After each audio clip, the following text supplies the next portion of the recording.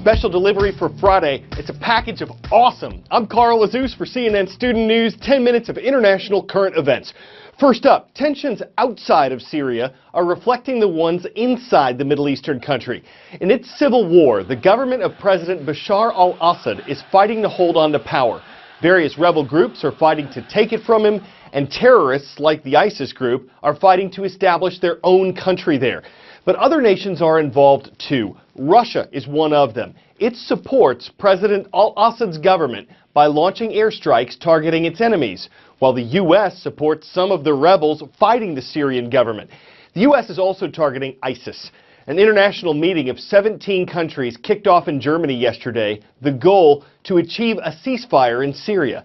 Except for the fighters themselves, some parts of the country are nothing but dust and rubble. Years of urban combat have laid waste to Aleppo's old town. Bashar al-Assad's forces have made major gains in the Aleppo area in recent weeks, but for years this battlefield was in a stalemate, the front line right around Aleppo's ancient citadel. As Syrian and Russian warplanes hover overhead, the commander knows who to thank for the newfound momentum. It's only a matter of months now till we win, he says. Thanks to the Russian support with their airstrikes flown from the Syrian airfield, we will defeat the rebels once and for all. Aleppo was Syria's largest and one of its most historic towns. Tourists from all over the world used to flock to the old town before it was engulfed by Syria's brutal civil war. The old town of Aleppo is a UNESCO World Heritage Site. Some of these buildings are hundreds, if not thousands of years old, and now, as you can see, most have been completely destroyed and burned out. But now Assad's troops believe they are on the verge of a decisive victory. The commander warns the U.S. not to interfere.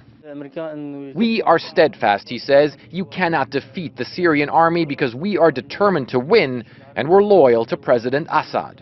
Amid this divided and destroyed city, Syrian government forces believe they're dealing a crushing blow to the opposition, one that could end this 5-year civil war that's destroyed so much more than just the landscape. There are still hundreds of thousands of civilians in Aleppo, and international officials are concerned that if Syrian forces besiege the rebel-held areas, the food supply could be cut off. In parts of Aleppo controlled by the Syrian government, food is less of a concern. We are right in the heart of Aleppo. This is the Jamaliya area, and it's actually fairly close to the front line, but it's also one of the main places held by the Syrian government. Now, as you can see in this area, there are a lot of products that are actually available. Food, also a lot of other products as well. However, the people here, it is very, very difficult for them. There's almost no electricity. Most of it comes from generators. And of course, because we're so close to the front line, there is also shelling here, and it's quite dangerous for the folks who live here. Aleppo is certainly one of the toughest battlegrounds in the civil war that's been going on for about 5 years. Fred Pleitkin, CNN, Aleppo. Up next, stock market strain. Yesterday, the Dow Jones Industrial Average took another dive. The index of 30 stocks closed 255 points lower, its 5th straight session of losses.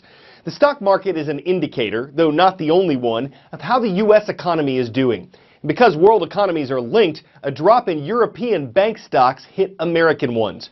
Europe's economic growth is weak. That's a factor. So is oil. Though that can mean cheaper gas prices, oil prices at their current levels are not seen as good for the global economy. That worries investors.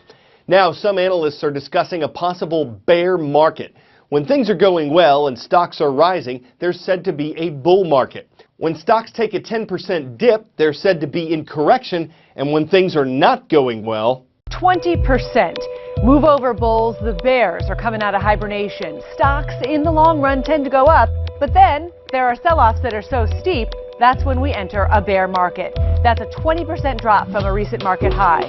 Surging oil prices in the mid-1970s, big interest rate hikes by the Fed in the early 1980s, the tech bubble bursting in 2000, the financial sector imploding in 2008. While corrections can be brief, even a good buying opportunity, bear markets can be much longer, sticking around for a year or more. Quick shout out, what's the capital of Malaysia? If the city of Kuala Lumpur comes to mind, you're pretty close to today's first roll call school.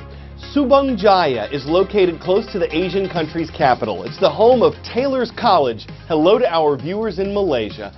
Up next, Enterprise is a city in southern Alabama, and Dauphin Junior High School is there. It's the home of the Finns. And on the Atlantic coast is the city of Biddeford, Maine. Do tigers know how to sail? They do at Biddeford Middle School. Some of you on Twitter are suggesting I run for president. No. News and puns from the Oval Office do not a good president make. But there is a holiday coming up Monday called President's Day. Many Americans will have the day off. We'll be off the air. Some people will go to museums and remember the presidents for whom President's Day is named. It's not all of them. Maybe you can name all the U.S. presidents, but do you know who's honored by President's Day? You could have asked Calvin Coolidge, but he might have been silent on the matter. Teddy Roosevelt might have walked softly around the subject, despite being a Rough Rider. Most Americans believe President's Day is about every president we've had, but that's kind of wrong, at least as far as its origin goes. President's Day was originally Washington's birthday, just Washington's, on February 22nd. It became a federal holiday in 1885, and as far as the U.S. government's concerned, it's still Washington's birthday, not President's Day. In 1968, Congress voted to switch it to the third Monday in February, giving government employees a three-day weekend. But even though Washington's birthday and Lincoln's birthday were only days apart, Congress refused to combine them into President's Day, though that's what many Americans do. So if you work for the government, you'll get a day off for Washington's birthday. If you don't, you may get a day off for President's Day. Those, after all, are the precedents. Cupids and candy hearts, this weekend's not just about President's Day. Here are 5 facts about Valentine's Day, which is Sunday. First, its namesake. Historians don't know for certain, but the holiday is believed to be named after a Christian priest who was martyred in the 3rd century, though there were several people named Valentine. Second, it wasn't until the 1300s that romance and Valentine's Day got together, leading to the traditions we love. More than 54% of Americans are expected to celebrate. And how about the cards? Commercially printed Valentines appeared in the U.S. in the 1800s, though Europeans were exchanging them at least 100 years before that. Now, every year, 150 million cards and gifts are sent in the U.S. And when we say gifts, we mean millions of heart-shaped boxes of chocolates, hundreds of millions of roses. This is the #1 holiday for U.S. florists. And since gifts cost moolah, the National Retail Federation expects about $19 billion will be spent this year. Men traditionally spend more, about twice as much on the holiday as women, but true love is priceless. Well, they say love at first sight is like being struck by a bolt of lightning. Turns out that happens a lot.